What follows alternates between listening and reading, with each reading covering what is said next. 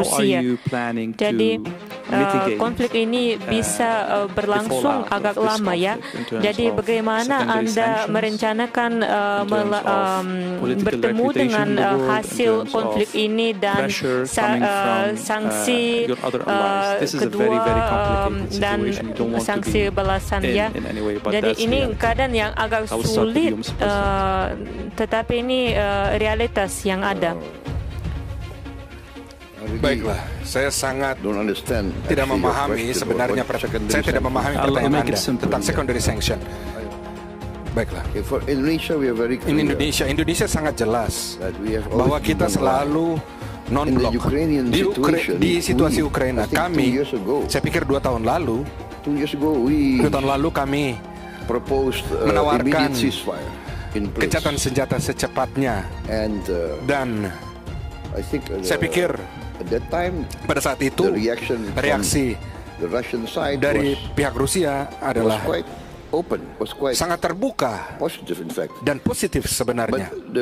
Tetapi reaksi dari negara-negara Eropa Barat dan negara Barat, kita harus adil, bukan hanya pemerintah tetapi banyak media di Barat secara virus menyerang tawaran saya. Mereka mengatakan bahwa saya baru menawarkan, saya telah menawarkan perdamaian bagi kuburan. Banyak dari media atau jurnalis Barat ini menyalahkan saya. Jadi kami selalu menawarkan solusi yang damai. Dan pada saat itu saya mengingatkan semua orang, semua pihak, bahkan di Korea sekarang, di Korea dan Korea Selatan, ada zona demilitarisasi yang disupervisi oleh PBB. Perang di Korea itu secara resmi belum berakhir, tetapi ada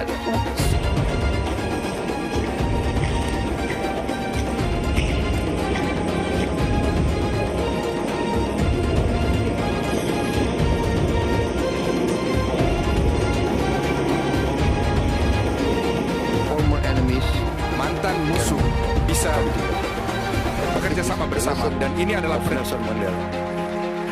pelajaran dari Nelson dalam diskusi.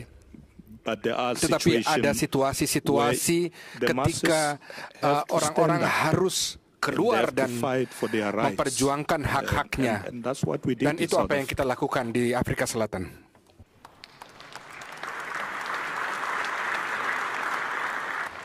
Mr. President, you were Bapak Presiden, shaking your head when we were exchanging this question. What are your thoughts on menggerakkan kepala bringing Anda adversaries to the table? Does it require is defeat a prerequisite for dialogue, or we can bypass this phase and go to dialogue? Salah satu And there are negara so many harus crises in the world that kalah cannot di dalam afford a konflik victorious sebuah konflik untuk mencapai damai, atau itu tidak perlu. Kalau Anda izinkan, Nelson Mandela adalah salah satu dari ikon pahlawan saya. Saya pikir dia adalah seorang inspirasi. Dia pernah dipenjarakan selama bertahun-tahun. Dia pernah dihukum mati, diancam untuk dihukum mati, dipersangkakan dalam banyak hal, dan salah satu statement dia, kami ingin memberikan hidup saya untuk prinsip kebebasan. Tetapi kebaikan, kebesaran dari Nelson Mandela ketika dia keluar dari penjara, dia justru bekerja untuk berrekonsiliasi dengan musuh lamanya. Ini adalah kebesaran dari Nelson Mandela, dan saya juga berusaha untuk mempraktekkan ini dalam politik atau kebijakan dalam negeri kami di Indonesia. Saya merekonsiliasi banyak dari oposisi atau lawan kami. Misalnya kita pernah punya lama separatis, pemberontak di Aceh. Saya pikir itu sangat lama, lebih dari hampir 30 tahun. Bayangkanlah bahwa mantan komandan dari GAM yang berperang melawan kami Indonesia selama 25 tahun bahkan lebih, sekarang dia bergabung dengan partai saya. Dia di dalam partai politik saya dan dia sekarang adalah gubernur Aceh dan saya adalah presiden dari Republik Indonesia. Hal ini menunjukkan bahwa mantan musuh bisa bekerja sama bersama dan ini adalah pelajaran dari Nelson Mandela. Saya ingin mengatakan bahwa saya adalah mantan prajurit. Dan sebagai mantan prajurit, saya sangat paham nilai-nilai dari perdamaian dan rekonsiliasi. Sebagai mantan prajurit, saya selalu berusaha, sekarang bahkan sebelumnya saya selalu berusaha untuk bernegosiasi. Negosiasi. Lebih baik berbicara daripada membunuh satu sama lain. Ini adalah posisi saya. Selalu berbicara dan negosiasi. Presiden Putin, on a more practical question, kalau Anda memperbolehkan ada soal yang lebih praktis tentang krisis yang ada pada saat ini di Timur Tengah. Soalnya tentang geopolitik, tentang pasar energi, dan soal ini melebihi semua bidang itu. Apakah itu tes khas terhadap bagaimana negara-negara selatan bisa membantu dan bergabung untuk memberi pandangan dan solusi yang cocok kepada semua pihak. Mungkin ini sebuah tes kepada semua kita untuk Думаю, что это вполне возможно, и практика такова, что реальная жизнь такова, что многие страны региона имеют banyak negara. в чем-то сложные, а в чем-то стабильные отношения с Terkadang itu обеими bisa sulit, tetapi juga mudah untuk banyak negara dengan Israel, dengan Iran. Dan itu memberikan dasar untuk berpikir dan berharap agar Global South secara umum dan negara-negara itu dapat memberikan pengaruh dalam proses itu agar fase yang sulit dalam konflik berakhir. Ketika saya mengatakan bahwa posisi prinsipal kita terletak pada keamanan satu negara tidak boleh menekan keamanan negara lain, di sini saya tidak akan lebih detail mengatakan. Saya yakin Anda paham untuk pemperkayaan satu sisi energi atom Iran itu adalah hak Iran untuk atom kepentingan damai, energi atom, dan di sisi lain juga apa yang dilakukan Israel untuk menjamin keamanannya di sini tepat sekali dapat mencari keputusan yang win-win. Dan ini juga bisa berlaku untuk negara lain dan juga untuk negara-negara Global South, khususnya untuk negara-negara di wilayah. Tentu saja bisa menjadi positif untuk berpengaruh pada proses itu, untuk proses pencarian solusi. Menurut saya keputusan itu bisa.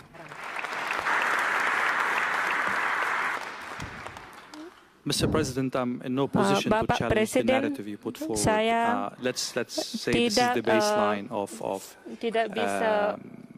meragukan kata-kata Anda tentang situasi yang ada di Ukraina sekarang, tetapi tentara Anda maju ke dalam Ukraina di luar wilayah yang dianggap Moskow sebagai wilayah Anda. Jadi apa batasnya yang pasukan bisa masuk? Anda telah mengatakan tentang terkait dengan wilayah-wilayah di Ukraina yang kami anggap wilayah kami sekarang.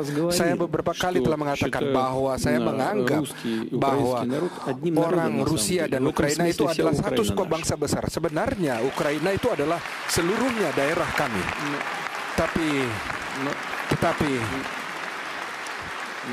Tetapi Tetapi kami berangkat dari realitas, dan tentu saja orang-orang tidak sedikit dari mereka datang ke wilayah Kursk, membuat kejahatan di sana terhadap orang sipil, dan sekarang mereka harus membentuk wilayah keamanan di sana karena mereka harus selalu dikeluarkan dari sana dengan sistem militer kami. Jadi bagaimana panjangnya, berapa panjangnya? Sekitar 12 kilometer, ada yang 8 kilometer, kemudian kota Suma. Itu hanya kota. Kami tidak punya tugas seperti itu untuk mengambil kota Suma, tapi secara prinsip saya tidak mengecualikan itu. Tetapi saya, apa maksud saya? Mengapa kami melakukan itu?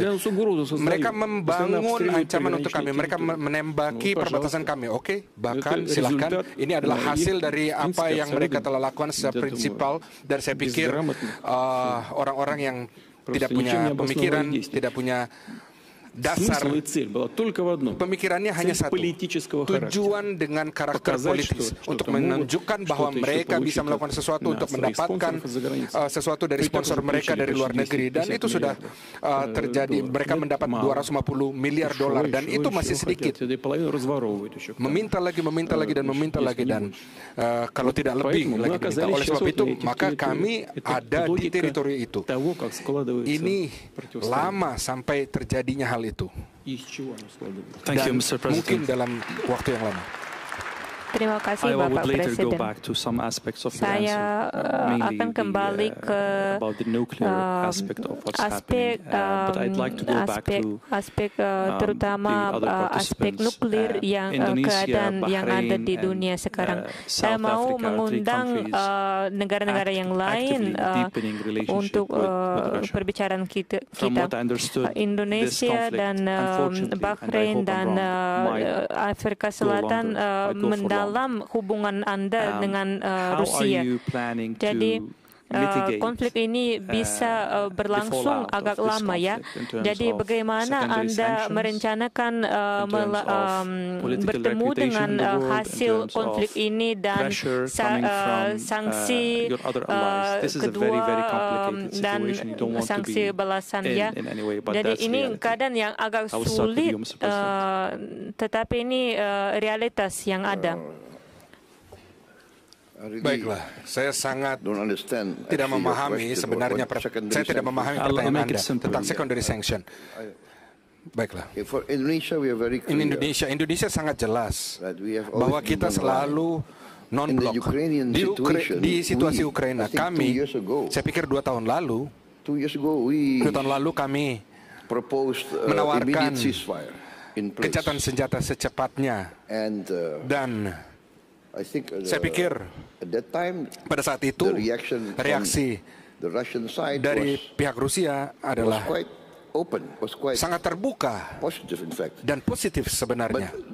Tetapi reaksi dari negara-negara Eropa Barat dan negara Barat, kita harus adil, bukan hanya pemerintah tetapi banyak media di Barat secara virus menyerang tawaran saya. Mereka mengatakan bahwa saya baru saya telah menawarkan perdamaian bagi kuburan. Banyak dari media atau jurnalis Barat ini menyalahkan saya. Jadi kami selalu menawarkan solusi yang damai. Dan pada saat itu saya mengingatkan semua orang, semua pihak, bahkan di Korea sekarang, di Korea dan Korea Selatan, ada zona demilitarisasi yang disupervisi oleh PBB.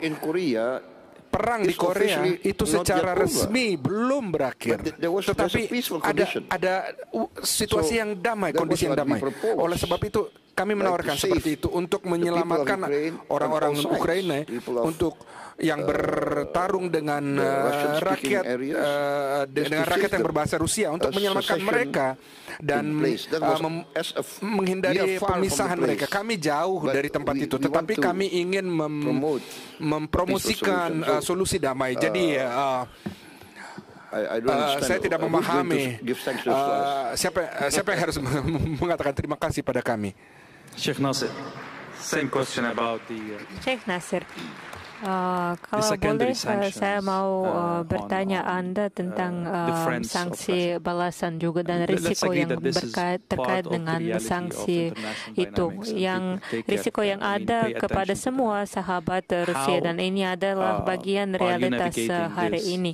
Dan ada banyak negara yang sangat khawatir tentang sulit kepada kita semua. Tapi saya tahu, yang saya tahu itu apa yang kita ada sekarang. People are readjusting. Matahari terbit sekarang. And people dan ketika saya melihat orang di negara timur, orang mengadaptasikan mereka dan mereka mengubah dan sesuai dengan visi dan pandangan Presiden Putin. Mereka berharap bahwa ada sesuatu yang baik yang akan terjadi.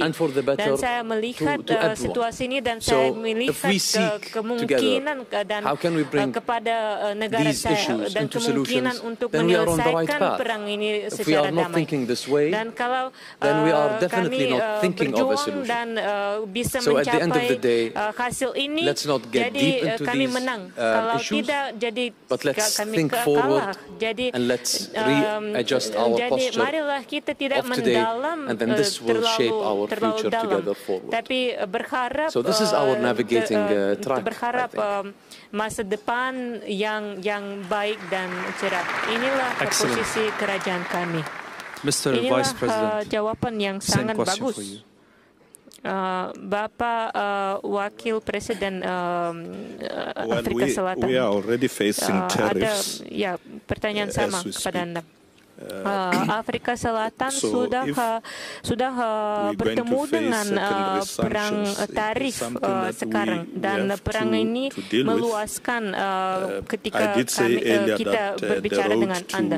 Ini situasi yang kami temu. Jadi kami akan mengerjakan dengan situasi ini, dan jalan ke dunia multipolar tidak bisa menjadi jalan yang sangat mudah. Tapi kami harus berjuang untuk mendapat dunia yang adil, dan ketika kami tidak mau mendengar syarat dari negara yang lain, dan ini masa yang paling sulit, dan sahabat harus bersatu dalam waktu yang paling sulit kepada kita semua. And I want to recall here dan the famous words of former President Nelson Mandela in time of difficulties when others tried to say, why do you go to this country and this country? And he said, we are not going to be dictated upon who our friends should be. We choose our friends. We work with our friends even in times of difficulty. So the countries of the global south must work together. We are already working together. We will face this challenge together. Kami sudah bersatu. Dan tentu saja tantangan ini kami akan hadapi terus, dan kami akan mengawasi your satisfaction with the answers cannot be hidden in any way. Presiden Putin, apakah Anda setuju dengan rasa senang dengan jawaban mitra Anda? Anda tahu, saya percaya tidak ada. Ya, saya percaya bahwa saya tidak merugikan jawaban mitra. Мы опять возвращаемся к началу нашей дискуссии. Itu tidak penting. Kami kembali ke awalnya diskusi kami. Kita. Saya sudah mengatakan bahwa perubahan ini menjadi adalah perubahan alami. Dan semua keadaan sekarang ini berkait dengan hal ini. Мы ничего не ломаем. Понимаете? Всем максимум. Понимаете? Это что же результат? Да, и в банковском секторе там есть на что нужно обратить особое внимание. Но в целом у нас ситуация устойчивая, надежная. Рассчитываю на то, что так оно и будет оставаться.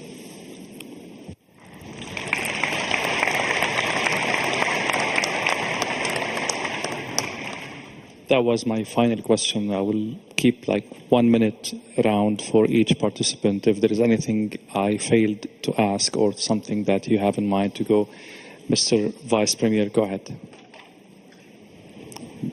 Mr. Vice.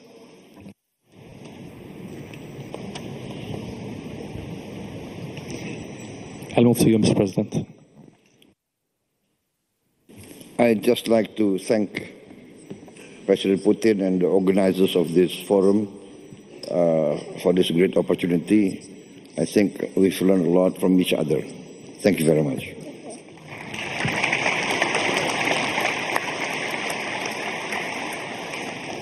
I would join my voice to you, Mr. President, and I would like to thank His Excellency Mr.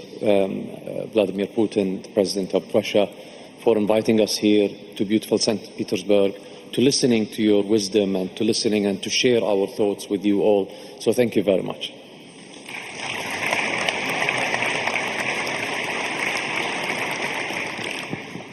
I also want to thank President Putin for this invitation for us to participate at this important forum.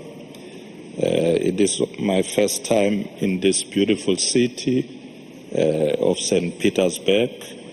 And we've learned a lot from the other leaders, and we consider Russia and President Putin as our friend and ally, and we are looking forward to continue working with President Putin and the people of Russia. So I'm looking forward to coming back to St. Petersburg.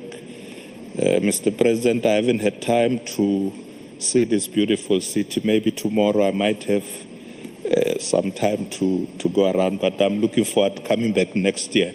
Spasiba.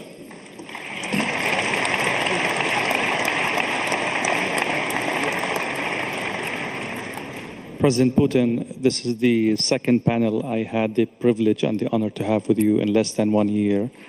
I can't be more privileged. Thank you so much. You've always tolerated my questions and, really a testament to your belief in open dialogue. Thank you so much, esteemed guests. Thank you. And everyone, thank you so much. Дорогие друзья, коллеги, позвольте мне выразить слова благодарности нашему ведущему. И я искренне хочу поблагодарить своих коллег, которые приняли участие в сегодняшней дискуссии. Я уверен, что это было интересно для аудитории. Ну и не только для той аудитории, которая здесь находится, но это многие вещи разойдутся и, безусловно, на весь мир. Это были интересные выступления, живые, что очень важно. И все соответствовали накалу тех событий, которые мы переживаем. Спасибо вам большое за то, что вы здесь сегодня среди нас. Смотрите, как вот